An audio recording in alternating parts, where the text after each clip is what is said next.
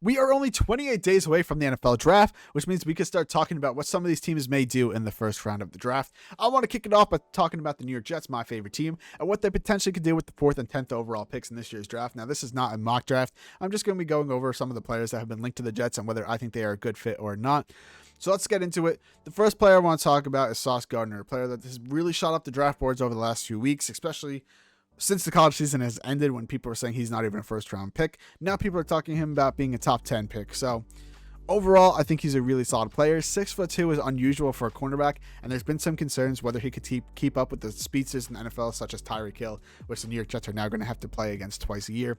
So if that's really a concern for teams, I can definitely see him falling a little bit in the draft because of that. But overall, Sauce Gardner has not given any reason to, for that to be proven thing. So I think that's the media kind of talking about that kind of stuff. I think overall he's a great prospect, and we can't really say that you can't be successful in the NFL as a tall cornerback, because the New York Jets had a cornerback so many years ago that was successful. That's Antonio Cromartie. Has a very similar body type to Sauce Gardner. Now they're different players, obviously, but it could be a 6'2" cornerback in the NFL can be successful. We've seen it before. May see it again, depending on what Sauce Gardner's career turns out like. Now, some people are saying that Sauce Gardner shouldn't be picked by the New York Jets because the New York Jets signed DJ Reed. They already have Bryce Hall. They had a pretty good season from rookies Brandon Echols and Michael Carter II. So where would he fit on this team? The New York Jets are a bad team. Now, as a Jet fan, that really hurts to say, but let's be honest. We won 2 games last year. We won 4 games this year. We're hoping to obviously get better next year, but you have to start upgrading your talent. I understand that Bryce Hall is a big fan favorite. He came back from injury. He was probably a first-round pick, to be honest, if he didn't get injured in his final season in college. However, if Sauce Gardner is there and you think he's going to turn out to be one of the best cornerbacks in football, you take him. And that's what the consensus around the NFL seems like. He's going to be a really, really good NFL cornerback. So you take best player available, and it upgrades your room tremendously. If the Jets have too many good cornerbacks, that's okay. That's an okay thing to have. Obviously, DJ Reed is going to be coming from the Seattle Seahawks. He was with the 49ers before that with Robert Saleh, so he's going to be able to fit the system already.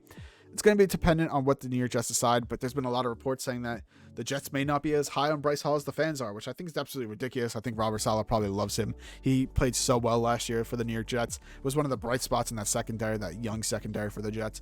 But ultimately, I think if Sauce Gardner is going to, or the Jets think that he's going to be the player that, there's rumors that he could potentially be. Obviously, everything is not set in stone.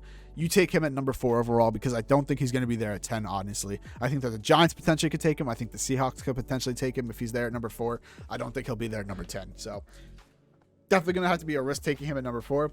Now let's lump all these defensive ends together that the New York Jets have been linked to. That's going to be Kayvon Thibodeau from Oregon. That's going to be Trayvon Walker from Georgia. And then Jermaine Johnson from Florida State. All of these players have been linked to the Jets in some sort of way, whether it be Kayvon Thibodeau falling to the number 4 pick, or the Jets reaching on Trayvon Walker at the 4th pick, or, the Jets even taking Jermaine Johnson at 4, which I think would be absolutely nuts. However, I think all of these defensive ends are really good. However, my favorite ones, I think Jermaine Johnson is a great player. I think if he's there at number 10 and you think he's going to be a great NFL player, you could take him there potentially. However, for the number 4 overall pick, I don't mind taking Kayvon Thibodeau, who people have falling out of the top 10 now in some of their mock drafts, which is absolutely absurd. This man has been the number 1 overall pick in mock drafts for the last 11 out of 12 months, but all of a sudden he has personality issues. And first off, we don't even know if that's true or if that's what the media wants us to think is true. That's what I hate about the media. Obviously, we don't know him. The teams are going to have way more interaction with him than, the media personalities do. So obviously, I take everything what the media says with a grain of salt. If Kayvon Thibodeau is there at number 4, I think you have to take him. And if he's there at number 10, because, some of these mock drafts have him falling out of the top 10, you take him at number 10, because at that point, it's worth the risk. I think he's a fantastic player. We saw it at Oregon. I don't care what people are saying about his work ethic. You take the best player available, because a defensive line of Kayvon Thibodeau, John Franklin Myers, Quinton Williams, and Carl Lawson is a scary defensive line, to be honest. And the New York Jets would be instantly upgrading that defense from the bat. Now, the other player that I actually have really grown to like over the last few days is Trayvon Walker. Some mock drafts have the Jets taking him at number 4 overall before Kayvon. And at first I was like, that's ridiculous. Why would you do that? However, I look at what Trayvon Walker dealt with in college, and I was like, this would be a really good fit for the Jets. He had 6 sacks and 2 pass breakups, 37 total tackles. 7.5 of those were for a loss. for Georgia this past season. Now, the reason I like him so much is the fact that he played in a Georgia system that was constantly rotating defensive line players in and out of the game, which is very similar to what Robert Saleh does. We saw it in San Francisco. We saw it even with the New York Jets last year when, they may maybe not have had the best depth. The Jets rotate players in and out all the time on the defensive line. So you want players who in a limited capacity could, really cause mayhem in, the limited snaps that they're given. And Trayvon Walker did exactly that at Georgia in a system that was basically what the New York Jets are running right now. I think he'd fit this scheme perfectly. We've seen him be successful in it, once in college. He could definitely be successful with it in the NFL. I would love for the New York Jets to take this guy at number 4 overall if they have to. If he falls to number 10, I would like it even better. The hardest thing about predicting what's going to happen in the draft is you just don't know what's going to happen. Last year, I felt like the draft was almost scripted. You knew who was going number 1. It was Trevor Lawrence. You knew who was going number 2. You basically knew who was going number 3. It was either Mac Jones or Trey Lance. Draft day, we learned it was going to be Trey Lance. It just seems so scripted. We knew Jamar Chase was going to go to the Bengals.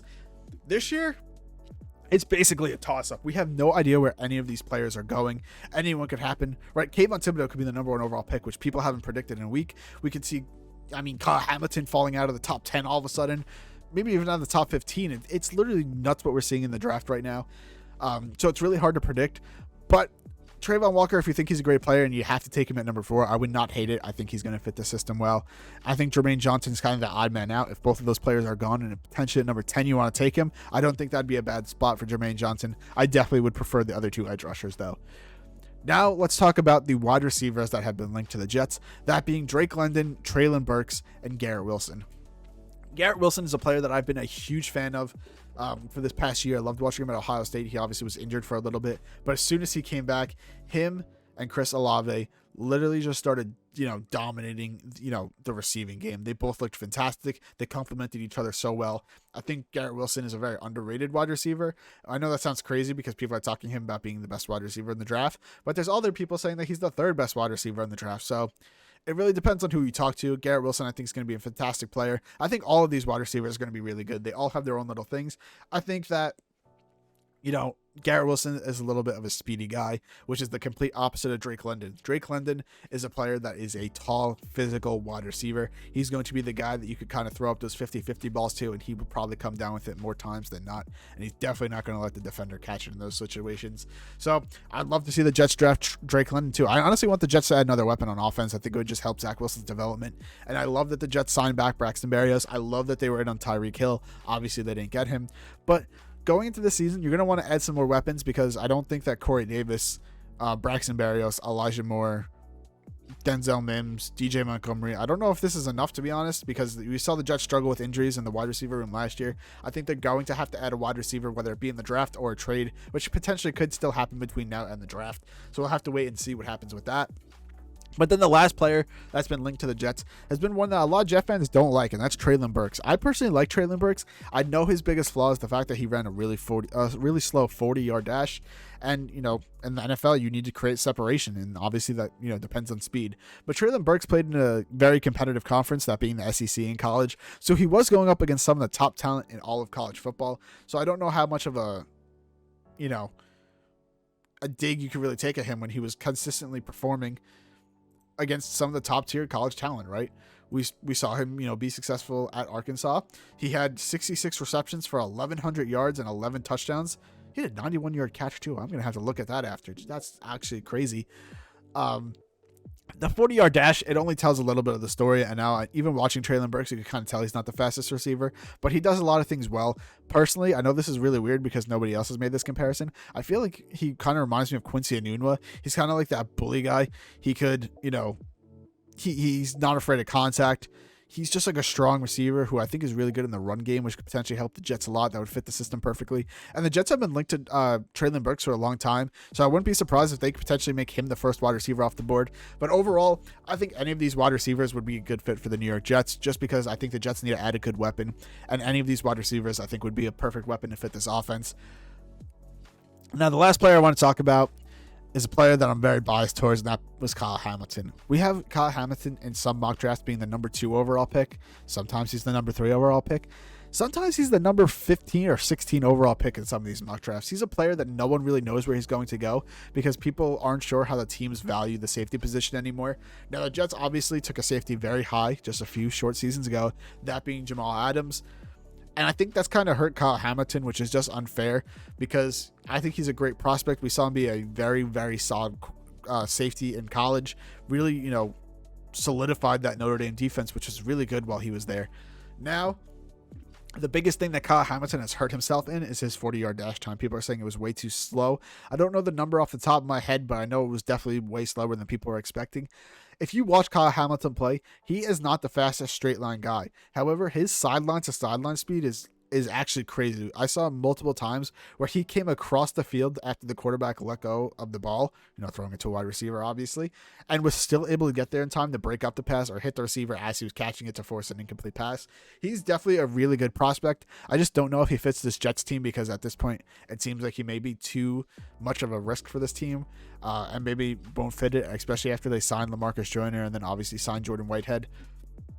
Kyle Hamilton's a player that we don't really know what he's going to play in the NFL because he's kind of like a jack of all trades, but doesn't really, stand out in anything. That would be the only hit. I'm very biased. I'm a Notre Dame fan, so I'm obviously going to like Kyle Hamilton. I really hope he does have a successful NFL career. But realistically, for the New York Jets, I just don't think he's going to be a fit, unfortunately. But if they do take it, I'd still be a huge fan of it. Let me know what you guys think of all the prospects we talked about in the comments below. Who do you want to see the New York Jets take? Do you disagree with anything I said? Let me know in the comments below. I'd love to see your takes. If you guys enjoyed the video, please make sure to leave a like, comment, subscribe. It helps out the channel so much. And enjoy the rest of your day.